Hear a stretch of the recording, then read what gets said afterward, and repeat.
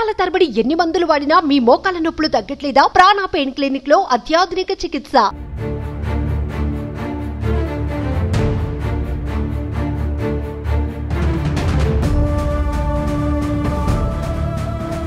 విజయవాడలో గత 2 రోజులుగా కుండపోతగా కురుస్తున్న భారీ వర్షాలకి మరి మొగల్రాజపురము సున్నంబట్టిల సెంటర్లో కొండ చర్యలు అయితే విరిగిపడడం మనం చూసుకోవచ్చు. కొండ చర్యలు అయితే విరిగిపడ్డాయి.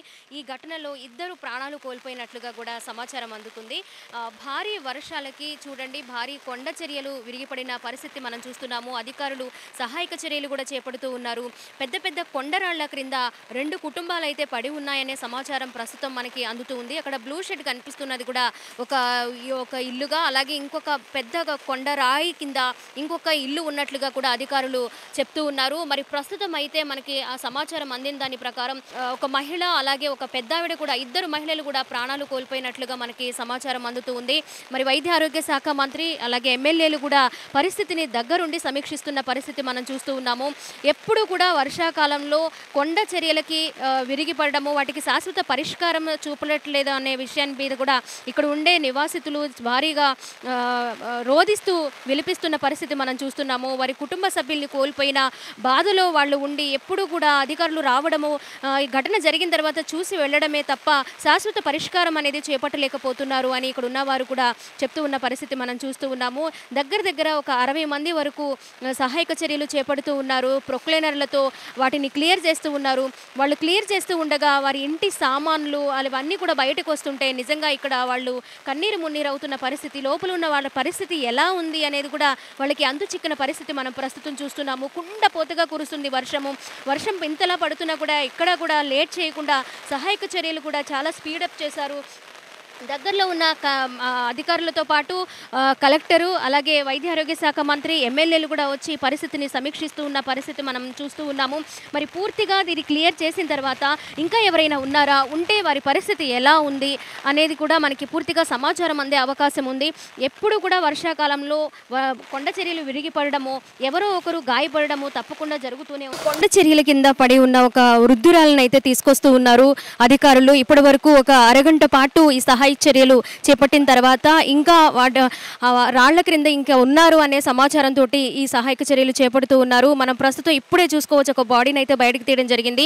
అలాగే ముందుగా ఇంకొక అమ్మాయి అంటే ఒక యువత కూడా ప్రాణాలు విడిచినట్లుగా మనకి ప్రస్తుతం తెలుస్తూ ఉంది. చాలా మంది అంటే దగ్గర ఒక 40 మంది వరకు అధికారులు అయితే ఇక్కడ పర్యవేక్షిస్తూ ఉన్నారు. వైద్య ఆరోగ్య శాఖ మంత్రి కూడా ఇంతకు ముందే వచ్చి ఇక్కడ ఏం జరుగుతుంది, ఘటనకు సంబంధించిన కారణాలని అడిగి తెలుసుకోవడంతో పాటు పరిస్థితిని సమీక్షించి వెళ్ళడం అయితే జరిగింది.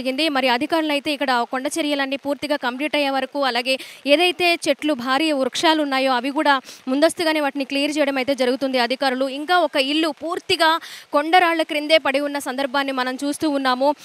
ఈ సహాయక చర్యలు చేపడుతున్న నేపథ్యంలో ఒకవైపు మనం చూసుకోవచ్చు, ఇంటికి సంబంధించిన సామాన్లన్నీ ఒక్కొక్కటిగా బయటపడుతూ ఉన్నాయి. ఇంకా 3 వరకు కూడా ఈ కొండరాళ్ల క్రింద పడి ఉన్నారనే సమాచారం మనకి అందుతూ ఉంది. చూడాలి, ఇంకా వాళ్ళు ప్రాణాలతో ఉన్నారనే సమాచారం తెలుస్తోంది. మరి చర్యలు చేపట్టిన తర్వాత క్లియర్ అయిన తర్వాత వాళ్ళ పరిస్థితి ఎలా ఉందనే తెలియడం అయితే జరుగుతూ ఉంది. మనం ప్రస్తుతం చూసుకోవచ్చు, ప్రతిసారి కూడా ఈ మొగల్రాజపురము అలాగే మనకి 1 టౌన్ అమ్మవారి టెంపుల్ దగ్గర కూడా ప్రతిసారి కొండ చర్యలు విడిగిపడుతూ ఉండడంతో వాటికి శాశ్వత పరిష్కారం అనేది చేపట్టాలి. అధికారులు ఎప్పుడు ఘటన జరిగినప్పుడు వచ్చి సమీక్షించడము, అప్పటికప్పుడు చర్యలు చేపట్టడం తప్ప ముందుగా ఇలాంటి చర్యలు జరగకుండా ఎలాంటి చర్యలు చేపట్టలేకపోతున్నారని ఇక్కడ నివసిస్తున్న వాసులైతే కన్నీరు మున్నీరుగా విలిపిస్తున్న పరిస్థితి మనం చూస్తూ ఉన్నాము. వారి బంధువులు కుటుంబ సభ్యులైతే వారిని చూస్తూ రోధిస్తున్న పరిస్థితి ప్రస్తుతం కనిపిస్తూ ఉంది. ఇక్కడ మనం చూసుకోవచ్చు, ఇలాంటి ఘటనలు ప్రతి సంవత్సరం కూడా ప్రతి వర్షాకాలంలో కూడా ఏదో ఒక దుర్ఘటన జరుగుతూనే ఉంటుంది. అయినా కూడా ఇక్కడ మనం కొత్తగా కన్స్ట్రక్షన్ జరుగుతున్న ఒక బిల్డింగ్ని మనం చూసుకోవచ్చు. అక్కడ ఇప్పుడే వాళ్ళు రెడీ చేసుకుంటూ ఉన్నారు, ప్లానింగ్ అది డిజైన్ చేసుకుంటూ ఉన్నారు.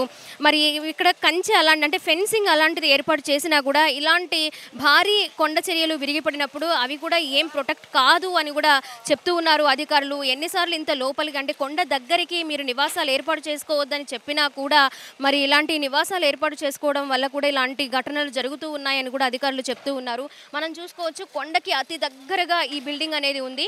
ఆ బిల్డింగ్కి ముందు కొండ చర్యలు ఏవైతే భారీగా కొండరాళ్లు పడి ఉన్నాయో అక్కడ 2 కుటుంబాలు నివాసం ఉంటున్నాయి గత 5 సంవత్సరాల నుంచి కూడా.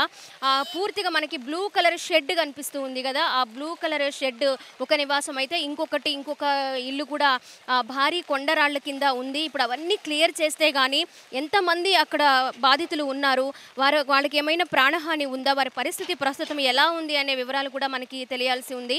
పూర్తిగా వీటిని క్లియర్ చేసిన తర్వాత, అంటే సహాయక చర్యలు ఆల్రెడీ జరుగుతూనే ఉన్నాయి, కంప్లీట్ అయిన తర్వాత ఇంకెవరైనా ఉన్నారా, వారి పరిస్థితి ప్రస్తుతం ఎలా ఉంది అనేది కూడా మనకి పూర్తిగా సమాచారం అందే అవకాశం కనిపిస్తుంది. కెమెరా పర్సన్ కృష్ణతో స్వాతి, సుమన్ టీవీ, మొగల్రాజుపురం, విజయవాడ నుంచి.